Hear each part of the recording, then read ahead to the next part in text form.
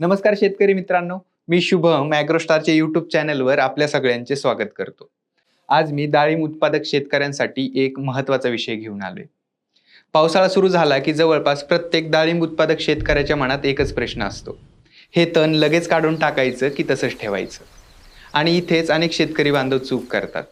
आणि ही एक केलेली चूक पुढे जाऊन फुलगळ, फळांवर रोग, रंग कमी येणं आणि उत्पादन घटण्याच्या रूपात तुम्हाला महागात पडू शकते. आपल्यापैकी अनेकांना अजूनही एक जुनी म्हण आठवत असेल, तण खाई धन. म्हणजे खत आपण पिकाला देतो आणि ते खत खातं तण.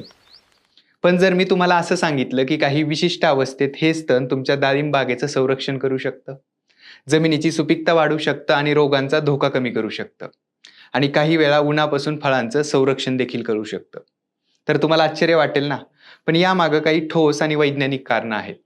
आजच्या या व्हिडिओमध्ये आपण नेमकं हेच समजून घेणार आहोत की बागेमधलं तण कधी ठेवायचं, ते कधी काढायचं की फक्त ते कापायचं. कारण डाळिंबात प्रत्येक बहारानुसार तण व्यवस्थापन बदलत असतं. आणि चुकीच्या वेळी घेतलेला एक निर्णय संपूर्ण बहाराचं गणित बदलू शकतो. म्हणून हा व्हिडिओ तुम्ही शेवटपर्यंत नक्की बघा. आता सर्वात आधी एक गोष्ट समजून घेऊयात. तण म्हणजे फक्त पिकाचं अन्न खाणारा शत्रू आहे का? की त्याची दुसरी ही बाजू आहे? पहिल्या नजरेला तर तण म्हणजे फक्त नुकसान असंच वाटतं. पण शेतात निसर्ग अनेक गोष्टी विनाकारण करत नसतो. समजा तुमच्या बागेत पावसाळ्यात भरपूर तण आलं आहे. बहुतांश शेतकरी काय करतात? लगेच रोटावेटर चालवतात किंवा ते तण उपटून टाकतात किंवा लगेच स्वच्छ करण्याचा प्रयत्न करत असतात. पण इथेच खरी गंमत आहे. पावसाळ्यात जमिनीत अनेक प्रकारचे अतिरिक्त क्षार आणि अन्नद्रव्यांची हालचाल वाढलेली असते. विशेषतः नत्राचं प्रमाण या दिवसात वाढत असतं.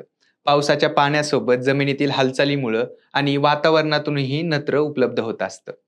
आता प्रश्न पडतो की हे अतिरिक्त नत्र कोण वापरतं? आणि इथे तणाची भूमिका सुरू होते. तण ही अतिरिक्त अन्नद्रव्य स्वतःमध्ये साठवतं, म्हणजे ती वाया जाऊ देत नाही. आणि नंतर आपण हेच तण जेव्हा कापून बेडवर पसरवतो, तेव्हा ते हळूहळू कुजतं आणि पुन्हा सेंद्रिय पदार्थाच्या स्वरूपात जमिनीत पुन्हा परत जातं. म्हणजे आजचं तण उद्याचं सेंद्रिय खत बनू शकतं. याचा अर्थ असा नाही की तण कायम वाढूनच द्यायचंय. योग्य वेळी त्याचं व्यवस्थापन आपल्याला करायचंय. आता इथे आणखी एक महत्वाची गोष्ट समजून घेऊयात. आपण डाळिंब बागेत इतक्या मोठ्या प्रमाणात शेणखत, कंपोस्ट खत किंवा सेंद्रिय पदार्थ का टाकतो? कारण आपल्याला त्या जमिनीतील ऑर्गॅनिक कार्बनचं प्रमाण वाढवायचं असतं. माती जिवंत ठेवायची असती, मुळांना चांगलं वातावरण द्यायचं असतं. तर मग आपण निसर्गाने मोफत दिलेल्या हिरव्या जैव भाराकडे का दुर्लक्ष करायचं? जर तणाचं योग्य व्यवस्थापन केलं तर ते तण देखील सेंद्रिय पदार्थ वाढवण्याचं उत्तम साधन ठरू शकतात. म्हणून तणाकडे फक्त शत्रू म्हणून पाहू नका. त्याचा योग्य वापर कसा करायचा हे देखील समजून घ्या. आता प्रश्न आहे की पावसाळ्यात तण काढण्याची घाई का करू नये? यामागचं कारण डाळिंबाच्या बहाराशी जोडलेलं आहे. समजा तुम्ही मृग बहार घेतलेला आहे. पानगळीनंतर झाडाला फुलोर आलेला आहे आणि याच काळात काय होतं, पावसाळा सुरू होतो आणि तण देखील जोमाने वाढत असतं. मग अनेक शेतकरी काय करतात, याच वेळी तण काढायला सुरुवात करतात. पण इथेच एक मोठी चूक होते. कारण काय होतं, तण उपटताना किंवा रोटावेटर चालवताना काय होतं, जमीन हलते. मुळांचा जो आसपासचा भाग असतो तो डिस्टर्ब होतो. आणि डाळिंबाची सूक्ष्म मुळं जी असतात ती अतिशय संवेदनशील असतात. आणि जर त्यांना धक्का बसला तर झाडांवर ताण येतो. आणि झाडांवर ताण आला तर काय होतं, परिणामी ह्याचा उत्पादनावर किंवा तुमच्या फुलांवर याने फुलगळ वाढते, फळधारणा कमी होते आणि पुढे जाऊन थेट तुमच्या उत्पादनावर परिणाम दिसून येतो. म्हणून फुलोऱ्याच्या अवस्थेत काय करायचं, तण काढण्यापेक्षा ते तण तसंच ठेवणं अनेक वेळा आपल्याला फायदेशीर ठरू शकतं. आता समजा तुमची लेट आंबीय बहाराची बाग असेल. यावेळेस काय होतं, फळं जवळपास काढणीच्या टप्प्यात असतात, बाहेर ऊनही असतं आणि मध्येच पाऊस देखील पडत असतो. अशा वेळी काय होतं, जमिनीतून मोठ्या प्रमाणात वाफ वर येत असते. आणि जर बेड पूर्णपणे उघडा असेल तर काय होतं, ही गरम वाफ थेट तुमच्या फळांवर परिणाम करू शकते. पण जर त्या बेडवर तणाचं नैसर्गिक आच्छादन असेल तर ही वाफ थेट फळांपर्यंत पोहोचतच नाही. म्हणजे तण इथे नैसर्गिक मल्चिंग सारखं काम करत असतं. आणि म्हणूनच कधी कधी तण शत्रू असतं तर कधी कधी ते आपला मित्र बनतं. आणि हे सगळं काही ठरतं पिकाच्या अवस्थेनुसार. आता प्रश्न असा आहे की तण काढलं तर बुरशीचा संबंध कसा येतो? पहिल्या नजरेला दोन्ही गोष्टीचा काही संबंध नाही असं आपल्याला वाटतं. पण जर आपण पावसाळ्यातल्या डाळिंब बागेचं अतिशय बारकाईने निरीक्षण केलं तर काही गोष्टी आपल्या लक्षात येतात. अनेक बुरशीजन्य रोगांचे जे बीजाणू असतात त्या आधीपासून जमिनीत सुप्त अवस्थेत पडून असतात. ते लगेच रोग पसरवत नाहीत, पण ते वाट पाहत असतात योग्य वातावरणाची. आणि पावसाळा सुरू झाला की काय होतं, जमिनीतील आर्द्रता वाढते आणि हे बीजाणू जास्त सक्रिय होतात. आता समजा अशाच वेळी जर तुम्ही रोटावेटर चालवला किंवा तण उपटायला सुरुवात केली तर काय होईल? याने काय होणार आहे, ती जमीन हलणार आहे, माती उघडी पडणार आहे आणि मातीतील जे बुरशीचे बीजाणू आहेत ते उडून झाडाच्या नाजूक भागांवर बसतात. आणि याच कारणामुळे काय होतं, काही भागांमध्ये अचानक पाकळी करपा वाढतो किंवा फायटोथ्युरा सारख्या बुरशीजन्य रोगांचा प्रादुर्भाव देखील वाढल्याचं दिसतं. अनेक शेतकरी काय समजतात की रोग अचानक आला, पण प्रत्यक्षात त्यामागे जमिनीचा झालेला डिस्टर्बन्सही कारणीभूत असू शकतो. म्हणूनच पावसाळ्यात विशेषतः फुलोरा आणि कोवळ्या फळांच्या अवस्थेत तण उपटण्याची घाई तुम्हाला अजिबात करायची नाही. आता काही शेतकरी म्हणतील, ठीक आहे बेडवरचं तण ठेवू, पण 2 बेड मधला रस्ता तरी स्वच्छ करू. पहिल्या नजरेला ही कल्पना योग्य वाटते, पण इथेही एक महत्वाची गोष्ट तुम्हाला लक्षात घ्यायची आहे. जेव्हा मागच्या हंगामात जे सडलेली फळं असतील, छाटणीनंतर जो राहिलेला काडी कचरा असेल किंवा ज्या सुकलेल्या फांद्या असतील, ह्या सर्व काय होतात, बहुतांश बेडच्या मधल्या भागातच पडतात. यामध्ये अनेक वेळा काय होतं, बुरशीजन्य रोगाचे जे बीजाणू असतात ते सुप्त अवस्थेत टिकून राहिलेले असतात. आणि जर तुम्ही हा भागही मोठ्या प्रमाणात डिस्टर्ब केला तर ते बीजाणू पुन्हा हवेत उडून झाडांवर जाऊ शकतात. म्हणूनच तण व्यवस्थापन करताना फक्त बेड नाही तर संपूर्ण बागेचं निरीक्षण करणं खूप महत्वाचं आहे. आता इथे एक गैरसमज दूर करूया. अनेक शेतकरी काय म्हणतात, तण ठेवलं की किडी लपतात. हो, काही प्रमाणात हे खरं देखील आहे. पण फक्त किडीच नाही तर बुरशीचं व्यवस्थापनही योग्य पद्धतीने झालं पाहिजे. म्हणूनच तण ठेवायचं म्हणजे बागेकडे दुर्लक्ष करायचं याचा अजिबात अर्थ नाहीये. फक्त निरीक्षण करायचे, रोगाचा प्रादुर्भाव दिसतोय का, आर्द्रता जास्त वाढली आहे का, तण किती उंचीचे झालेत हे पाहणं देखील तितकंच महत्वाचं आहे. आता प्रश्न पडतो की तण ठेवल्याचे काही तोटे नाहीत का? नक्कीच आहेत आणि ते समजून घेणं देखील अत्यंत महत्वाचं आहे. आता सगळ्यात पहिला मुद्दा पाहूयात, अन्नद्रव्यांची स्पर्धा. तण ही एक जिवंत वनस्पती आहे, त्यालाही वाढण्यासाठी अन्नद्रव्य लागतात. म्हणून खत दिल्यानंतर काही प्रमाणात स्पर्धाही होणारच आहे. पण ही स्पर्धा कोणत्या काळात जास्त महत्वाची असते हे देखील समजून घ्या. पावसाळ्यात बहुतेक वेळा जमिनीत ओलावा मुबलक असतो, पाण्याची कमतरता नसते, म्हणून पाण्याची स्पर्धा तुलनेने कमी असते. पण उलट जड जमिनीत जास्त पाणी साचतं आणि तण त्या अतिरिक्त पाण्याचा वापर करून जमिनीत वापसा होण्यास देखील मदत करू शकतं. पण याचा अर्थ तण कितीही वाढू द्यायचा असा अजिबात नाहीये. इथेच एक महत्वाचा नियम देखील तुम्हाला लक्षात ठेवायचा आहे. जर बागेतील तणांची उंची साधारण 1 फुटापेक्षा जास्त झाली किंवा 1.5 ते 2 फुटांपर्यंत गेली तर बागेत दमट वातावरण तयार होतं, आर्द्रता वाढते, हवेचा प्रवाह कमी होतो आणि मग रोग वाढण्यासाठी अनुकूल अशी परिस्थिती तयार होते. म्हणूनच अशा अवस्थेत तण उपटायचं नाही तर कापायचे. हो, फक्त कापायचे. हे लक्षात घ्या की तण उपटलं तर मुळांच्या आसपासची जमीन डिस्टर्ब होते, पण तण कापलं तर माती देखील हलत नाही. आणि त्याच वेळी ते कापलेलं तण बेडवर पडून नैसर्गिक मल्च तयार करतं, जमिनीतील ओलावा टिकवून ठेवतं, सेंद्रिय पदार्थ वाढण्यास देखील मदत करतं आणि तणापासून पुन्हा मातीला अन्न मिळतं. म्हणून पावसाळ्यातील योग्य तण व्यवस्थापन म्हणजे तण उपटणं नाही तर ते योग्य उंचीवर कापणं आहे. आता इथे एक महत्वाची काळजी देखील तुम्हाला घ्यायची शेतकरी बंधूंनो.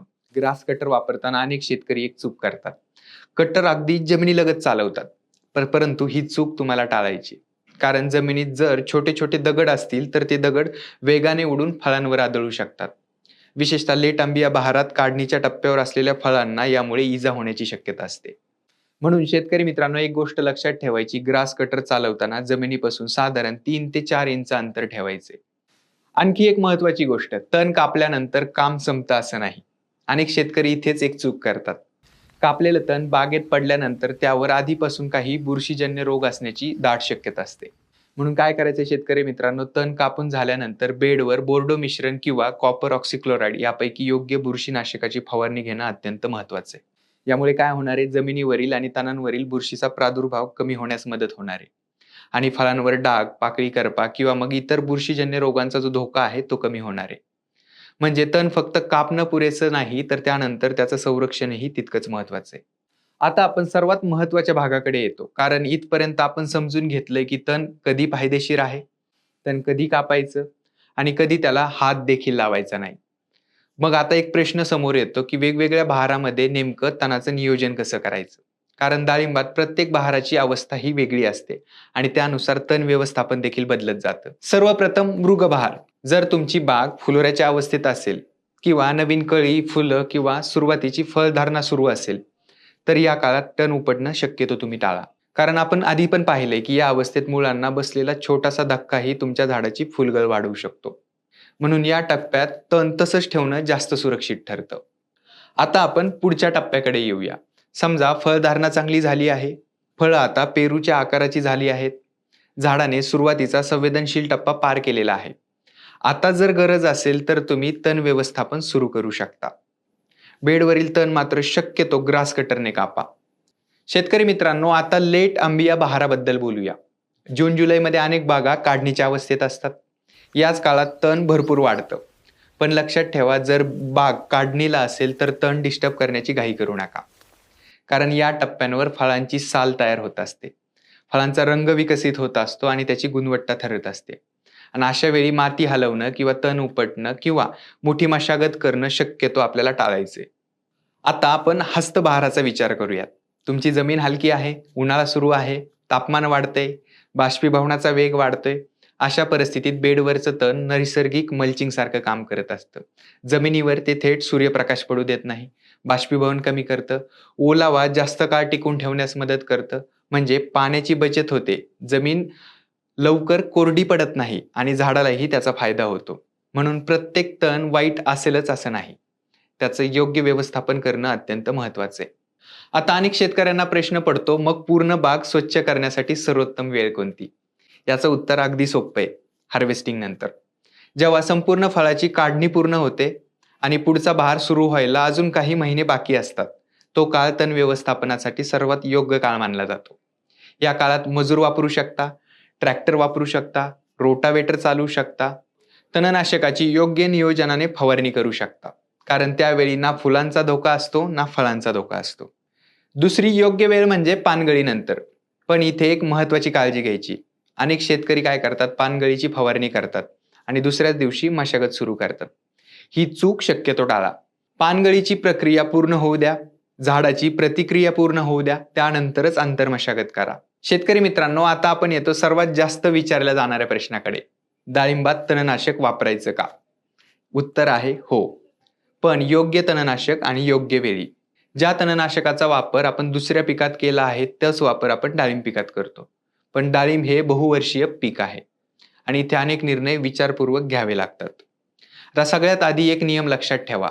डाळिंबात मुळाद्वारे काम करणाऱ्या सिस्टिमिक तणनाशकांचा वापर शक्यतो टाळा.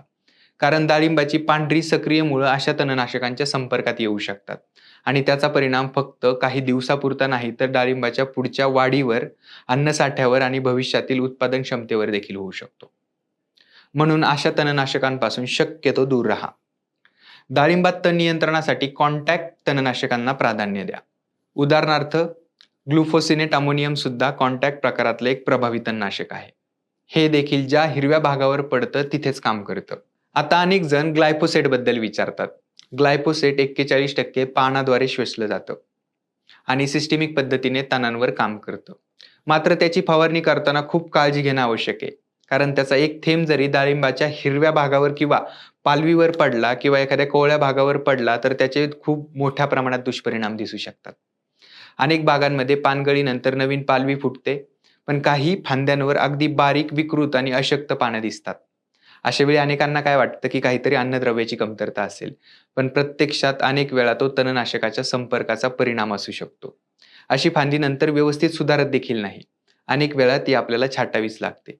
म्हणून तणनाशक वापरताना त्याचा एकही थेंब डाळिंबाच्या हिरव्या भागावर जाणार नाही याची 100% काळजी मात्र तुम्हाला घ्यायची. दुसरी गोष्ट, तणनाशक फवारणी करताना सकाळची किंवा संध्याकाळची वेळ निवडायची. जोराचा वारा असताना कधीही तणनाशक फवारू नका. शक्यतो हुड लावून फवारणी करा, म्हणजे औषध हवेत उडणार नाही आणि झाडांवर पडण्याचा धोका देखील कमी होईल. आणखी एक गोष्ट लक्षात ठेवा, जर बाग काढणीच्या अवस्थेत असेल किंवा फळांना रंग येत असेल तर अशा दोन्ही वेळी रासायनिक तणनाशकांचा वापर शक्यतो टाळा. कारण अशा अवस्थेत फवारणीमुळे फळांवर डाग पडू शकतात, फळांचा नैसर्गिक रंग कमी होऊ शकतो आणि मग याचा परिणाम तुमच्या बाजारभावावर होऊ शकतो. म्हणून आजच्या संपूर्ण चर्चेचा सारांश एका वाक्यात सांगायचं झालं तर, डाळिंब बागेत तण हा शत्रू की मित्र? याचं उत्तर तण नाही तर पिकाची अवस्था ठरवते. योग्य अवस्थेत तण ठेवलं तर ते सेंद्रिय पदार्थ वाढवतं, अतिरिक्त अन्नद्रव्याचं व्यवस्थापन करतं, ओलावा टिकवून ठेवतं, जमिनीचं तापमान नियंत्रित ठेवतं, फळांचं अप्रत्यक्ष संरक्षण करतं आणि चुकीच्या वेळी तण काढलं तर मुळांना धक्का, फुलगळ, बुरशीजन्य रोग वाढतात, फळांची गुणवत्ता बिघडते आणि याचा परिणाम थेट उत्पादनावर दिसून येतो. म्हणून पुढच्या वेळी बागेत तण दिसलं तर लगेच काढायचा असा निर्णय घेऊ नका. सर्वप्रथम स्वतःला 4 प्रश्न विचारा. माझ्या बागेची अवस्था कोणती आहे? मुळांना धक्का तर बसणार नाही? तणांची उंची किती आहे? आणि आज तण ठेवण्यात जास्त फायदा आहे की काढण्यात? या 4 प्रश्नांची उत्तरं मिळाली की तण व्यवस्थापनाची योग्य दिशा आपोआप ठरेल. शेतकरी मित्रांनो, आजचा हा व्हिडिओ तुम्हाला उपयुक्त वाटला असेल तर लाईक करा. तुमच्या इतर डाळिंब उत्पादक शेतकरी मित्रांसोबत शेअर करा आणि अशाच वैज्ञानिक आणि अनुभव आधारित प्रत्यक्ष शेतीत उपयोगी पडणाऱ्या माहितीसाठी आमच्या चॅनलला आजच सबस्क्राईब करायला विसरू नका. भेटूयात नवीन विषयासह. तोपर्यंत धन्यवाद.